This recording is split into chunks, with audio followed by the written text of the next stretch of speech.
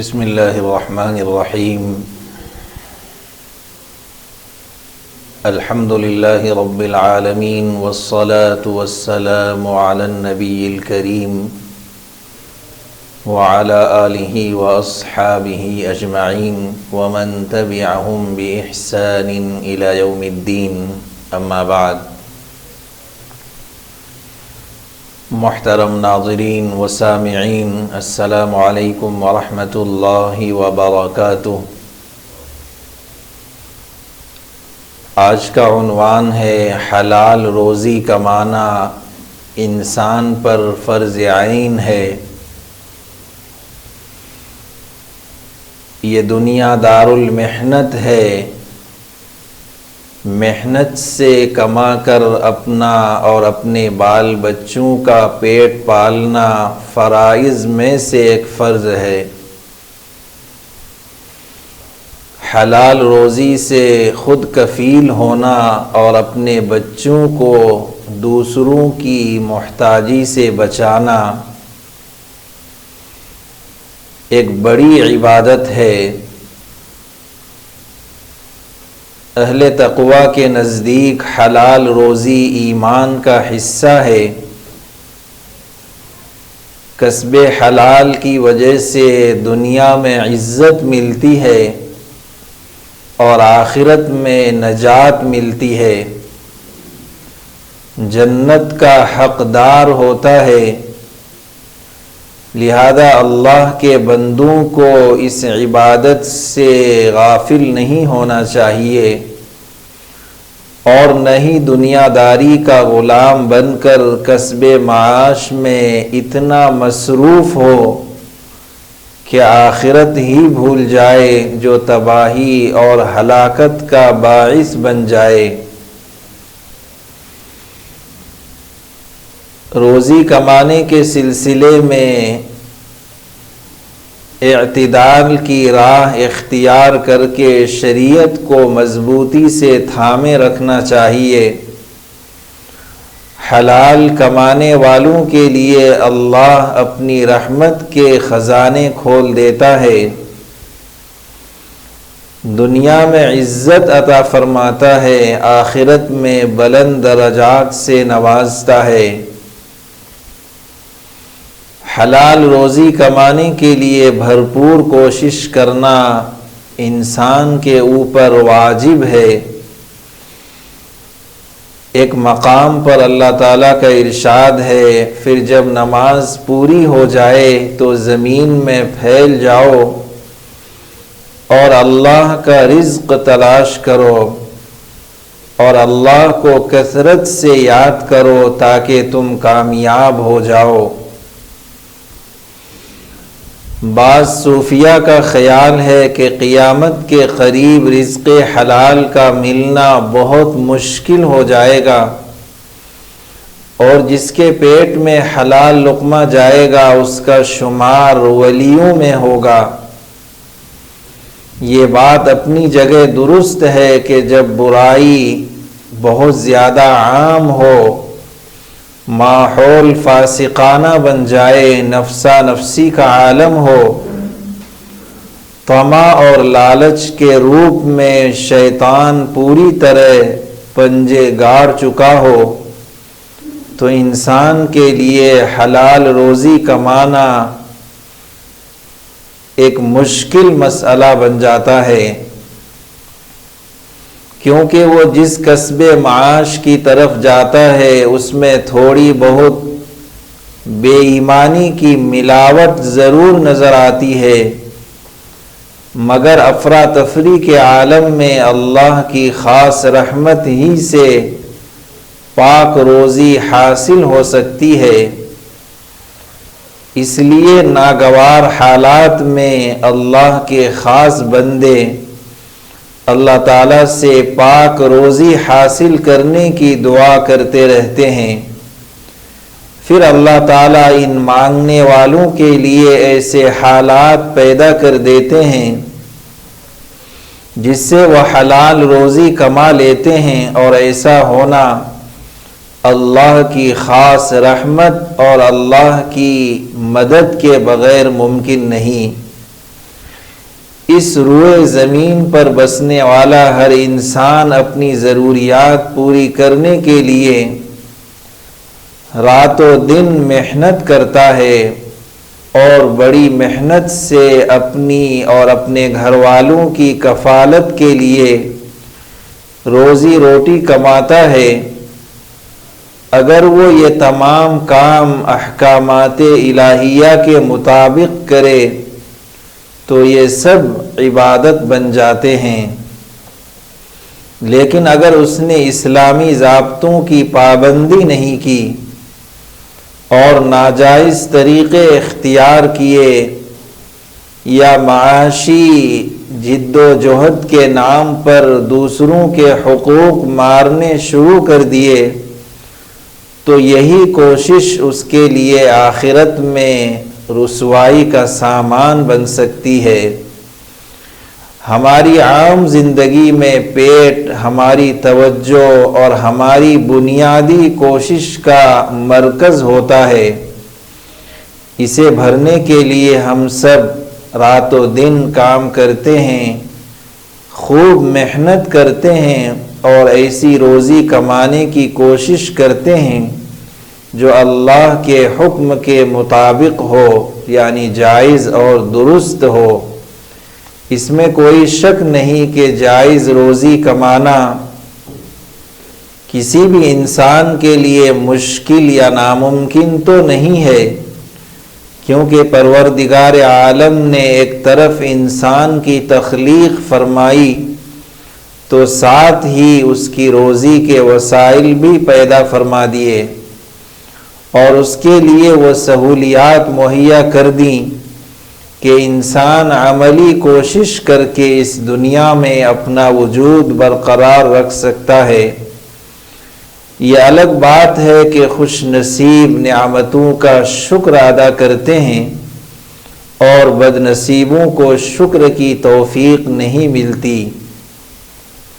قرآن پاک میں اللہ کا فرمان ہے، اللہ ہی نے تمہارے لیے یہ مویشی بنائے ہیں تاکہ ان میں سے کسی پر تم سوار ہو اور کسی کا گوشت کھاؤ، ان کے اندر تمہارے لیے اور بھی بہت سے فائدے ہیں۔ وہ اس کام بھی آتے ہیں کہ تمہارے دلوں میں جہاں جانے کی تمنا ہو، حاجت ہو، وہاں تم ان پر سوار ہو کر پہنچ سکو، اور ان پر بھی اور کشتیوں پر بھی تم سوار کیے جاتے ہو۔ اللہ اپنی یہ نشانیاں تمہیں دکھا رہا ہے، آخر تم اللہ کی کن کن نشانیوں کا انکار کرو گے؟ لیکن راتوں رات دولت مند بن جانے کی دوڑ نے انسان سے اس کا چین و سکون چھین لیا ہے۔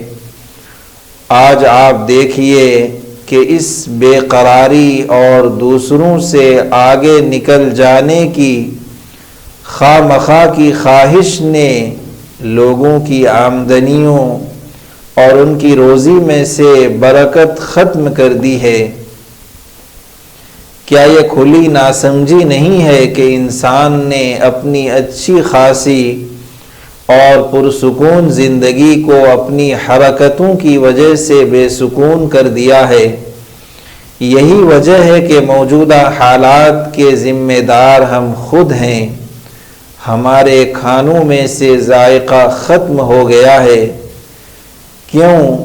اس لیے کہ ہم نے کھانے کے لوازمات میں بہت زیادہ اضافے کے لیے جو طریقے استعمال کیے ہیں، جن کی وجہ سے اصلیت تو ختم ہو گئی، اس کا نتیجہ یہ نکلا کہ نہ تو ہمیں اب اپنے کھانوں میں مزہ آتا ہے اور نہ یہ غذائیں ہمیں ضروری قوت فراہم کرتی ہیں۔ یہی حال ہماری کمائیوں کا ہے۔ ہم نے بیجا خواہشات کے حصول میں زیادہ سے زیادہ دولت کمانے کے جو طریقے اختیار کیے ہیں، ان کی وجہ سے ہماری آمدنیوں میں سے برکت بالکل ختم ہو گئی ہے۔ ظاہر ہے اللہ پاک نے تو ہمیں ہر طرح کی نعمت سے نوازا ہے، اس کا کرم ہم پر اتنا زیادہ ہے کہ ہم دن رات بھی اس کا شکر ادا کریں تو ان نعمتوں کا شکر ادا نہیں کر سکتے۔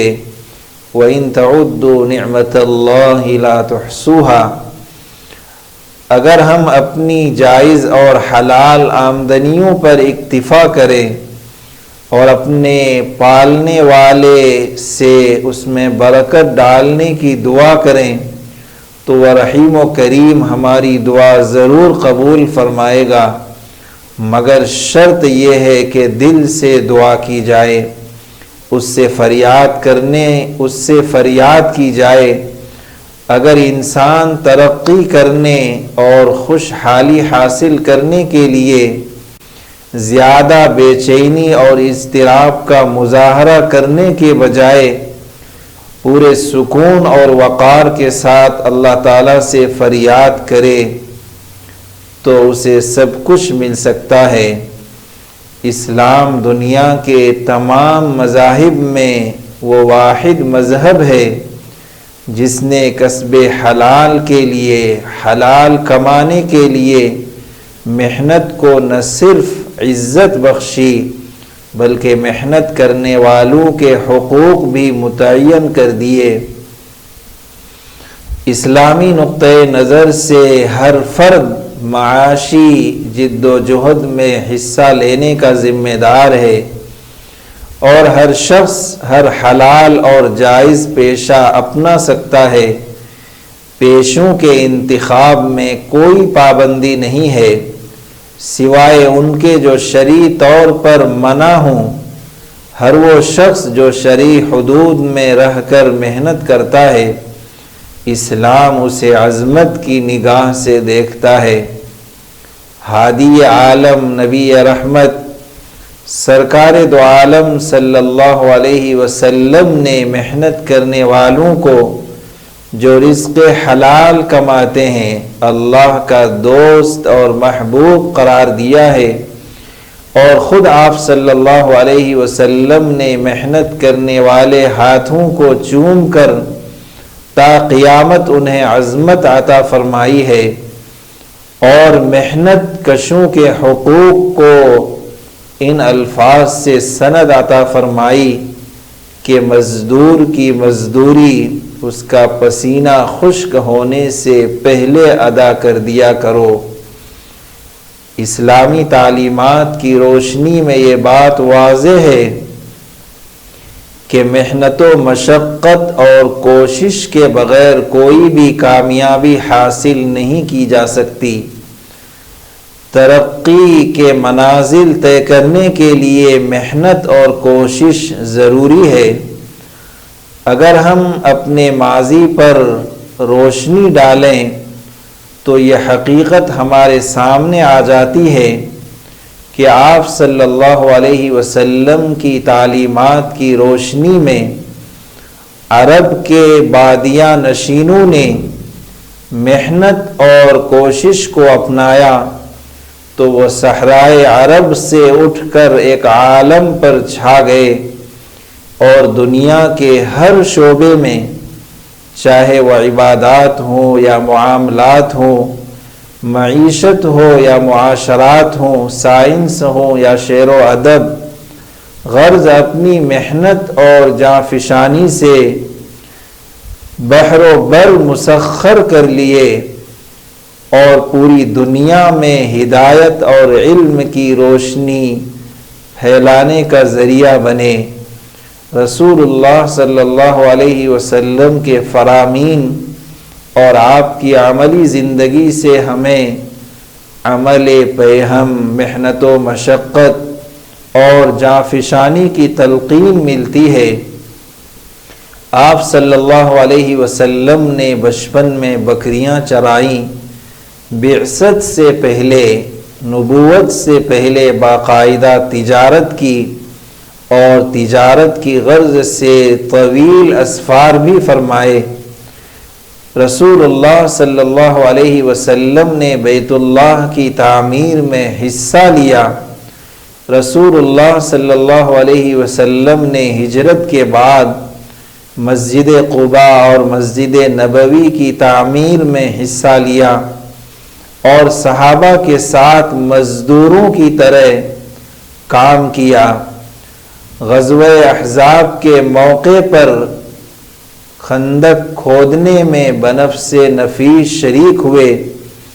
آپ کے اسوہ حسنہ کا یہ پہلو تاریخ ساز اہمیت کا حامل ہے کہ آپ صلی اللہ علیہ وسلم اپنے ہاتھوں سے کپڑوں میں پیون لگا لیتے، اپنی جوتیوں کو خود سی لیتے، آپ خود اپنی جوتیوں کی مرمت فرما لیتے۔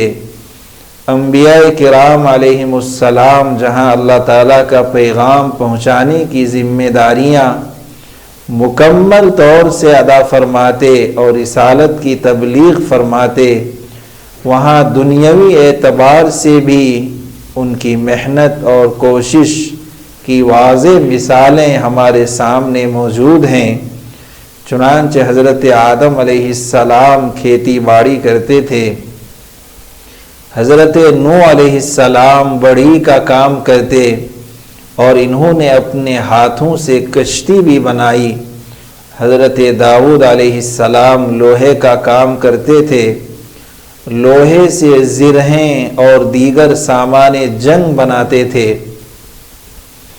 حضرت موسیٰ علیہ السلام نے اجرت پر 10 سال حضرت شعیب علیہ السلام کے یہاں خدمت گزاری کی۔ حضرت ادریس علیہ السلام کپڑے بنتے تھے، حضرت زکریا علیہ السلام کپڑے سیتے تھے، حضرت ابراہیم اور حضرت اسماعیل علیہ السلام راجگیری کا کام جانتے تھے۔ باپ بیٹے نے مل کر خانہ کعبہ کی تعمیر کی تھی۔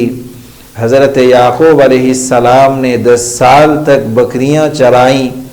سرکار دو عالم صلی اللہ علیہ وسلم کے ساتھیوں نے بھی کبھی محنت سے جی نہیں چرایا اور کوئی بھی حلال پیشہ اپنانے میں عار نہ سمجھا، بلکہ اپنے عمل سے امت پر یہ ثابت کر دیا کہ عزت و عظمت معاشی کوشش میں ہے۔ حضرت ابو بکر صدیق رضی اللہ عنہ نے اقتدار سنبھالنے کے بعد بھی، خلیفہ بننے کے بعد بھی کپڑوں کی گٹھری اپنی پیٹھ پر لاد کر مدینے کے اطراف کپڑا بیچا کرتے اور ضرورت مندوں کا کام اپنے ہاتھوں سے انجام دیا کرتے۔ حضرت عمر فاروق اور حضرت عثمان غنی رضی اللہ عنہما تجارت کرتے تھے۔